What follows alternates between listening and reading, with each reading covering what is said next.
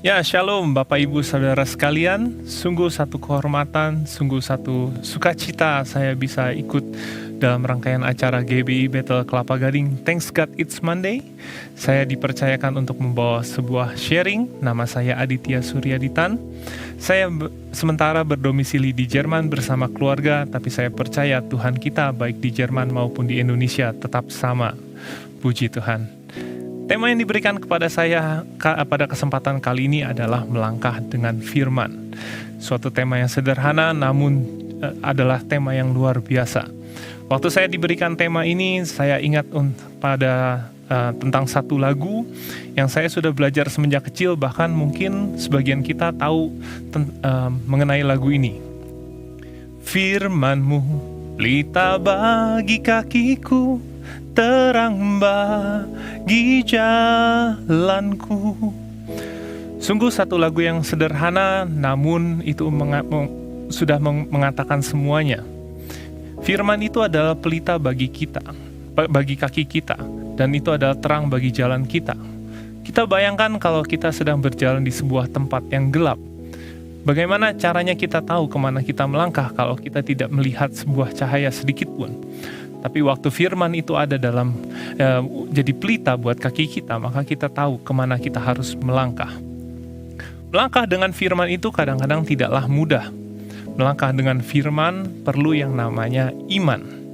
Ya, iman adalah dasar dari segala sesuatu yang kita harapkan dan bukti dari segala sesuatu yang kita tidak lihat. Tapi untuk punya iman, kita harus punya pengalaman sama Tuhan Yesus. Kalau kita punya pengalaman sama Tuhan Yesus, maka kita pasti berani melangkah dengan firman. Itu adalah satu lingkaran yang gak pernah kita bisa putuskan kalau kita mau hidup dekat sama Tuhan. Untuk sharing kali ini saya mau bawakan sebuah kisah dari Alkitab. Kisah dari Alkitab ini ada di Matius 1. Ini adalah kitab pertama di Perjanjian Baru. Dan ceritanya sudah sangat kita kenal, apalagi kalau Anda sudah Kristen sejak kecil, pasti paling enggak cerita ini Anda dengar satu kali setahun, yaitu bulan Desember waktu Natal. Judulnya adalah Kelahiran Yesus Kristus, Matius 1 ayat 18-25. Kelahiran Yesus Kristus adalah seperti berikut. Pada waktu Maria ibunya bertunangan dengan Yusuf, ternyata ia mengandung dari Roh Kudus sebelum mereka hidup sebagai suami istri. Perhatikan, Maria ibunya bertunangan dengan Yusuf, berarti belum menikah ya. Ternyata ia mengandung dari Roh Kudus sebelum mereka hidup sebagai suami istri. Ayat 19, karena Yusuf suaminya seorang yang tulus hati dan tidak mau mencemarkan nama istrinya di muka umum, ia bermaksud menceraikannya dengan diam-diam. Ayat 20, tetapi ketika ia mempertimbangkan maksud itu, malaikat Tuhan nampak kepadanya dalam mimpi dan berkata, Yusuf anak Daud, janganlah engkau takut mengambil Maria sebagai istrimu, sebab anak yang di dalam kandungannya adalah dari Roh Kudus. Ia akan melahirkan anak laki-laki dan engkau akan menamakan dia Yesus. Karena dialah yang akan menyelamatkan umatnya dari dosa mereka. Hal itu terjadi supaya genaplah yang difirmankan Tuhan oleh Nabi. Sesungguhnya anak darah itu akan mengandung dan melahirkan seorang anak laki-laki, dan mereka akan menamakan dia Immanuel, yang berarti Allah menyertai kita. Sesudah bangun dari tidurnya, Yusuf berbuat seperti yang diperintahkan malaikat Tuhan itu kepadanya. Ia mengambil Maria sebagai istrinya, tetapi tidak bersetubuh dengan dia sampai ia melahirkan anaknya laki-laki, dan Yusuf menamakan dia Yesus. Sungguh suatu cerita yang singkat namun sangat luar biasa. Kita lihat di sini, ini adalah sebuah tindakan di mana seorang Yusuf berani melangkah dengan firman. Saya mau ajak saudara sepakat sama saya bahwa firman itu bukan hanya yang tertulis dalam Alkitab, tapi firman itu adalah segala sesuatu yang keluar dari mulut Allah. Definisi firman dapat kita temukan di Kejadian 1. Itu adalah kitab pertama di Alkitab kita, Kejadian 1. Pada mulanya Allah menciptakan langit dan bumi. Bumi belum berbentuk dan kosong. Gelap gulita menutupi samudera raya dan roh Allah melayang-layang di atas permukaan air. Bumi itu masih kosong dan gelap gulita, nggak ada apa-apanya. Tapi ayat 3, kata firman keluar pertama kali dalam Alkitab. Berfirmanlah Allah, jadilah terang, lalu terang itu jadi. Luar biasa ya, firman itu adalah sesuatu yang keluar dari mulut Allah. Dan di 3 ayat ini sebenarnya sudah dijelaskan. Waktu awal semuanya gelap gulita. Tapi waktu Tuhan berfirman, jadilah terang, maka terang itu jadi. Berarti firman itu gak terbatas dari apa yang kita baca di Alkitab, tapi segala sesuatu yang keluar dari mulut Allah. Dan Allah bisa berbicara secara pribadi kepada setiap kita. Nah, kalau kita mau melangkah dengan firman, berarti kita harus kenal apa itu firman. Dan Yusuf ini adalah seorang yang kenal akan firman Tuhan. Di ayat 18 dan 19 kita bisa belajar tentang Yusuf. Dari 2 ayat ini kita bisa lihat siapa sih Yusuf itu sebenarnya. Di ayat 18 kita tahu bahwa Yusuf itu baru bertunangan dengan Maria. Terus Yusuf mendapati bahwa Maria ini sudah mengandung ternyata. Saya bayangkan kalau saya jadi Yusuf pada posisi itu atau di saat itu, pada saat saya menghadapi masalah itu, bagaimana saya bisa bereaksi? Apa respon saya? Ini adalah satu saat di mana Yusuf hendak mengambil suatu keputusan terpenting dalam hidupnya. Saya ingat waktu saya mau menikahi istri saya pikir-pikir berulang-ulang kali. Apa benar dia ini adalah pendamping hidup saya untuk sepanjang hidup saya nantinya? Pasti Yusuf juga berpikir seperti itu. Yusuf pasti berpikir berulang-ulang kali, apakah dia mau mengambil Maria sebagai istrinya. Setelah Yusuf membuat keputusan, oke, yuk kita tunangan. Terus dari itu Yusuf tahu, oh ternyata Maria mengandung. Waduh, repot bukan? Terus kita baca di ayat selanjutnya, ayat 19. Ini adalah ayat yang menunjukkan siapa sebenarnya Yusuf. Karena Yusuf suaminya, seorang yang tulus hati dan tidak mau mencemarkan nama istrinya di muka umum, ia bermaksud menceraikannya dengan diam-diam. Ya. Ini jadi suatu pertanyaan buat saya. Kenapa Yusuf mau menceraikan Maria? Padahal sebenarnya bukannya lebih mudah dinikahkan kalau memang Yusuf sayang sama Maria, cinta sama Maria gitu ya. Udah dinikahkan, toh nggak ada yang tahu itu anaknya siapa. Nanti waktu anaknya lahir pasti semua orang berpikir, oh itu anak Yusuf sama Maria. Tapi Yusuf ini seorang yang tulus hati dan tidak mau mencemarkan nama istrinya. Apa sih maksudnya? Kenapa emangnya di sini ditulis mencemarkan nama istrinya? Ternyata di Ulangan 22 ada hukum di mana calon mempelai laki-laki boleh mempertanyakan keperawanan calon istrinya. Dan kalau dia didapati tidak perawan, itu nama istrinya jadi busuk atau cemar. Bahkan bukan nama istrinya aja, tapi nama seluruh keluarganya. Dia tahu aturan, dia tahu adat istiadat, dia tahu peraturan yang dibuat sama Musa dulu. Dia tahu peraturan yang harus dia taati apa. Dia sayang sama Maria, dia cinta sama Maria, dia nggak mau mencemarkan nama baiknya. Ya mungkin kalau kita yang jadi Yusuf, ya boro-boro kita berpikir tentang Maria ya, pasti kita udah kesel duluan. Wah ternyata calon istri saya sudah mengandung. Tapi enggak, beda dengan Yusuf. Dia enggak langsung marah-marah, dia enggak langsung emosi. Dia berpikir, wah bagaimana saya cari jalan keluar buat Maria. Berarti dia adalah seorang yang gentleman. Ya, saudara nangkep ya, saudara sama saya ya. Berarti dia adalah seorang gentleman. Dia enggak mau mencemarkan nama istrinya. Tapi dia adalah orang yang beriman juga. Dia punya iman, dia mau hidup kudus sama Tuhan. Tuhan, aku mau punya istri yang perawan. Berarti saudara nangkep ya, dari 2 ayat ini aja saya tahu bahwa Yusuf itu adalah orang terpelajar. Dia bukan orang main-main.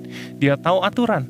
Dia juga seorang gentleman. Dia cinta sama Maria. Dia punya kasih sama Maria. Dan makanya dia gak mau mencemarkan nama baiknya. Tapi dia adalah seorang yang takut akan Tuhan juga. Makanya dia gak mau hidup gak kudus. Oke, nikahkan saja, nanti kita bercerai secara diam-diam.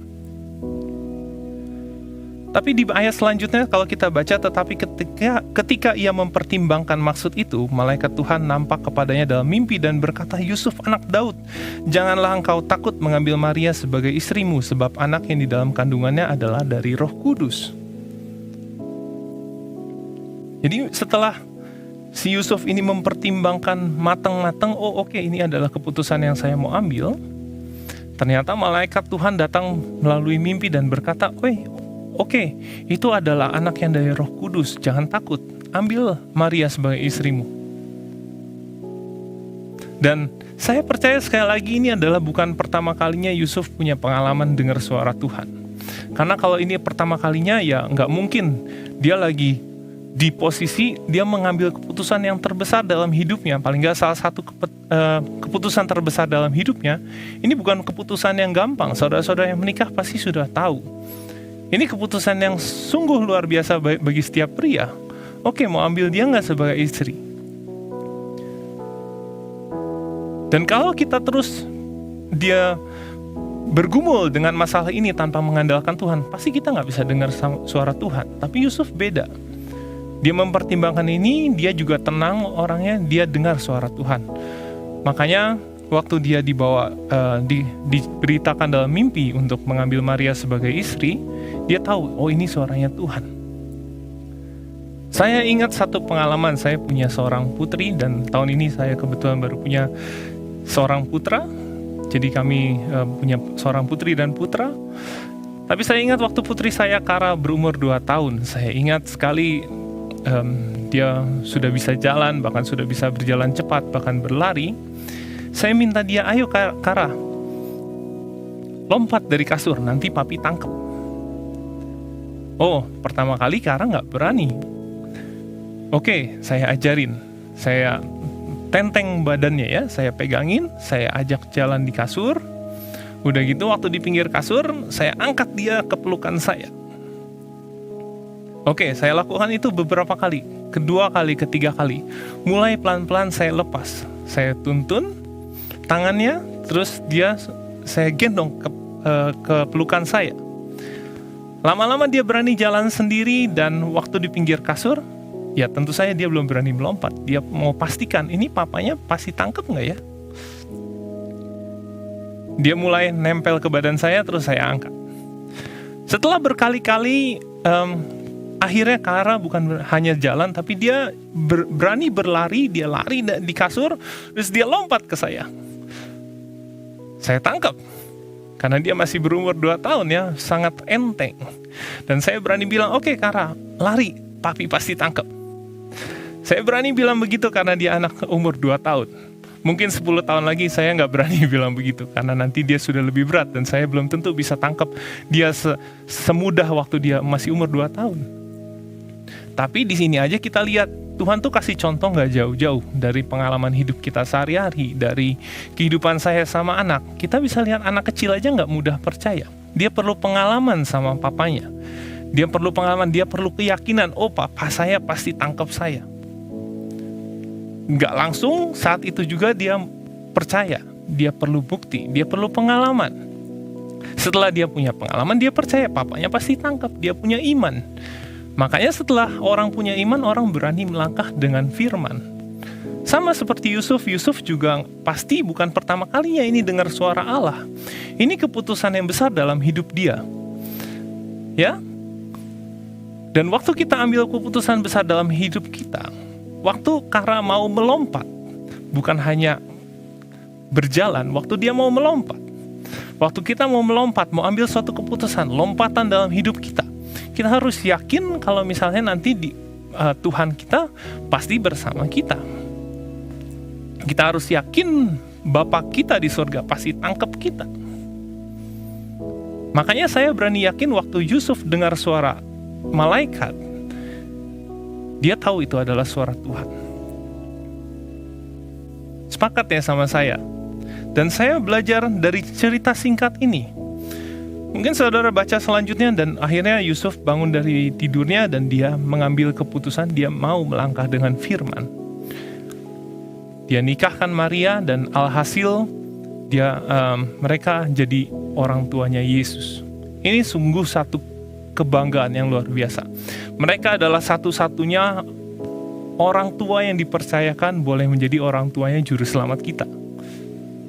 Ya, ternyata Tuhan gak salah pilih. Dari ayat ini aja kita udah belajar bahwa Yusuf itu adalah gentleman, orang yang takut akan Tuhan, taat sama peraturan, gak main-main dalam hidupnya, punya pertimbangan matang. Gak salah kalau dia dipilih jadi orang tuanya Yesus.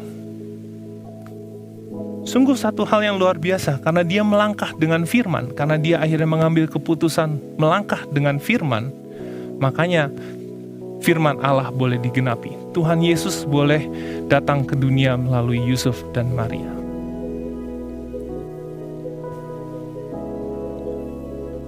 Melalui cerita singkat ini, melalui sharing singkat ini, saya mau memotivasi saudara, Bapak Ibu sekalian untuk belajar masuk ke dalam lingkaran ini. Mau punya pengalaman sama Tuhan, mau punya iman, dan mau melangkah dengan firman. Gak kebetulan Alkitab kita dimulai dari Kejadian 1 dan di situ dibilang, dimulai dengan firman jadilah terang, dari gelap jadi terang. Berarti segala sesuatu dimulai dengan firman. Dan gak kebetulan juga Perjanjian Baru dimulai dengan cerita ini. Cerita di mana seorang Yusuf berani melangkah dengan firman. Dan karena dia melangkah dengan firman, terjadi keajaiban. Dan gak kebetulan juga saudara dengar sharing ini pada kesempatan kali ini dalam acara Thanks God It's Monday. Thanks God It's Monday berarti kita mau mulai minggu yang baru. Kita mau mulai awali minggu kita dengan firman Tuhan. Dan saya mau ajak saudara untuk berani melangkah dengan firman di minggu ini. Kita lihat dari kisah sederhana ini, waktu kita berani melangkah dengan firman, maka akan terjadi suatu mujizat, terjadi keajaiban. Tapi melangkah dengan firman sekali lagi bukan hal yang mudah. Kita perlu iman. Dan untuk perlu punya iman, kita perlu punya pengalaman sama Tuhan. Cara yang paling mudah buat saudara tentunya adalah kita kenal apa itu firman dari Alkitab. Ya. Kalau saudara bingung gimana caranya dengar suaranya Tuhan, apa yang Tuhan ngomong, baca Alkitab. Ini adalah kata-kata Tuhan. Segala sesuatu yang dikeluarkan dari mulut Allah yang dituliskan melalui manusia. Kita bisa kenal firman ini paling mudah caranya dengan baca Alkitab. Mumpung masih bisa saudara-saudara. Mumpung masih sempat. Ini waktunya udah gak banyak. Kalau kita lihat berita-berita bencana sana sini, semakin sedikit waktu yang kita punya untuk kenal Tuhan kita. Firman Tuhan sudah bilang, nanti Tuhan Yesus datang kedua kalinya sebentar lagi, waktunya gak lama. Seperti pencuri, datangnya diam-diam. Jadi mumpung masih sempat, saya mau ajak saudara, Bapak Ibu sekalian baca firman. Kenali apa itu firman Tuhan. Minta Tuhan ajarin supaya saya punya iman. Kalau saudara belum punya pengalaman, ya belajar dari pengalaman yang ada di Alkitab. Gak cuman Yusuf, banyak loh orang yang melangkah dengan firman. Contohnya Nabi Nuh, berapa lama dia bikin bangun bahtera. Dia melangkah dengan firman. Ya, punya pengalaman sama Tuhan. Kalau belum punya pengalaman, belajar dari pengalaman orang lain. Belajar punya iman, minta Tuhan, minta Roh Kudus. Ajari supaya kita punya iman. Dan kalau kita punya iman, belajar melangkah dengan firman. Sekali lagi saya mau ajak saudara untuk melangkah dengan firman. Jangan takut saudara, Bapa kita di surga pasti tangkap kita. Mau lakukan lompatan besar dalam hidup saudara, doa dulu, minta Tuhan, saya mau melangkah dengan firman. Beda dengan nekat ya. Melangkah dengan firman itu tahu apa yang Tuhan mau dalam hidup kita, yaitu kita mau bergerak sesuai dengan apa yang Tuhan tunjukkan. Seperti pelita, kita tahu kemana arah kita melangkah karena kita punya firman. Sungguh luar biasa saudara-saudara, saya mau motivasi saudara-saudara sekalian untuk berani melangkah dengan firman. Kita mulai minggu kita dengan belajar sama Tuhan, berdoa sama Tuhan, minta bimbingan Dia supaya kita mengalami pengalaman-pengalaman yang luar biasa sama Tuhan. Sekian sharing saya, semoga ini menjadi berkat buat saudara-saudara sekalian yang mendengar. Mari kita sama-sama belajar untuk dengar suara Tuhan, kenal akan firman, dan berani melangkah dengan firman. Tuhan Yesus memberkati saudara-saudara sekalian.